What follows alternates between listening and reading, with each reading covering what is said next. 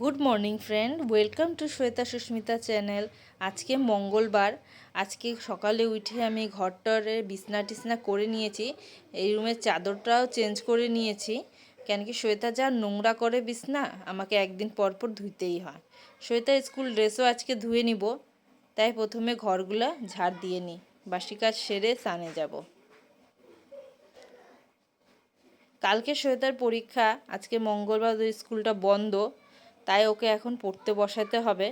ওকে পড়তে বসিয়ে দিয়ে আমি কাজগুলো সেরে নেব, নাহলে ওইদিকে ও পড়তেও বসবে না আর এদিকে আমার কাজও হবে না।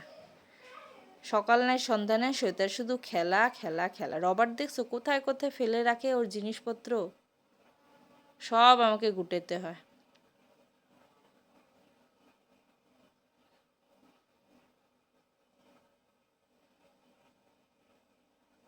সেদিনকার এটা বার করছি চা রাখার জন্য, মানে অনেকক্ষণ আগে বানিয়ে দিলে ঠান্ডা হয়ে যায় চা। দেখো শ্বেতা কি করে, ঘুম থেকে উঠে এমনি ঘুরে বেড়াচ্ছে। যত পর্যন্ত ওকে আমি গুছাবো না, সব কিছু পরিষ্কার করবো না, তত বলি যে না নিজের কাজকর্ম গুছিয়ে করে নাও না। বড় হয়ে গেছে একটু, তাও করবে না জানো। তাই ঘরটার ঝাড় দিয়ে নিই। আমার এদিকে সব কাজ হয়ে গেছে, পূজা টুজা হয়ে গেছে, ভাত ডাল রান্না করে নিয়েছি। আজকে শুধু পনিরের তরকারি করব। তাই রাস্তায় দেখছি গাছে আম হয়েছে, কাঁচা আম ভাবলাম নিয়ে আসি চাটনি করব। নিরামিষ সেদিন ভালোই লাগে। কাঁচা আম তুলে নিয়ে আসলাম, আইনে দেখি শ্বেতা বলতেছে যে কাঁচা আম এমনি মাখো এমনি খাবো। আজকে সকালে ঢেঁকির শাকও করলাম। শ্বেতার ওটা পছন্দ না, পনির ছানা কিচ্ছু খাইতেই চায় না। সকালে ডাল ভাতই খাইলো পাঁপড় দিয়ে,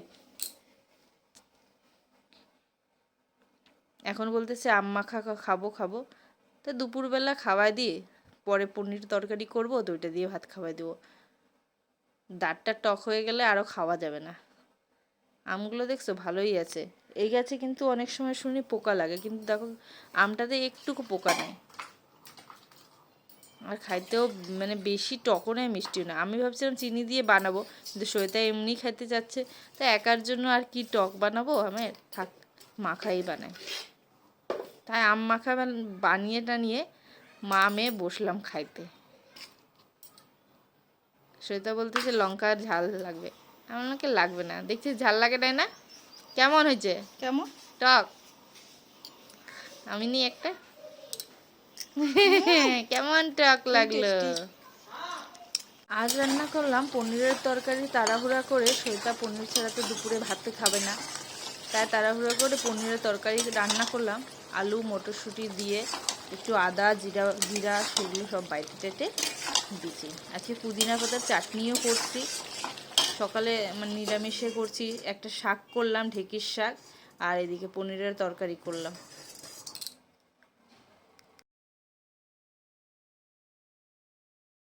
আর সকালে সৈতার বাবা নারকেলটা ছুলে দিছিল, তাই এই ছোবাগুলো আমি সব ছাদে শুকাইতে দিয়ে দিব।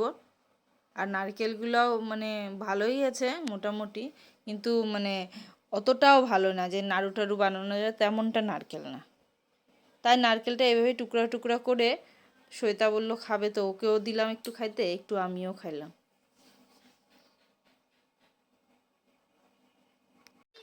খাওয়া দাওয়ার পর সন্ধ্যাবেলা শ্বেতা বলল সাইকেল চালাবে, তাই ওর সাথে রাস্তায় চলে গেলাম সাইকেল চালাইতে। আজকে শ্বেতার সাথে এখানেই হাঁটা আমার হয়ে যাবে, তাই আজকে আর স্টেশনে হাঁটতে গেলাম না। যেদিন স্টেশনে যায় না আমি এই রাস্তায় হেঁটে নিই। সন্ধ্যাবেলা শ্বেতার এটাই আজকে খেলা হলো, এই সাইকেল চালানো। বান্ধবীদের সাথে সাইকেল চালানো খেললো, কেউ একবার ও উঠতেছে একবার ওর বান্ধবী, এটা নিয়েই ওর আজকে খেলা হয়ে গেল। ওই দেখো, সন্ধ্যাবেলা শ্বেতা বলল পাউরুটি টোস্ট করে দাও, তাই ওকে চিজ দিয়ে পাউরুটি টোস্ট করে দিলাম। তোমরা কারা কারা চিজ খেতে পছন্দ করো কমেন্টসে প্লিজ জানাও। শ্বেতা খুব পছন্দ করে, আমি অত পছন্দ করি না, কিন্তু শ্বেতা পছন্দ করে। আমি এমনি এগুলো খাইতে চাই না জানো, এমনি মোটা আরও মোটা হয়ে যাব।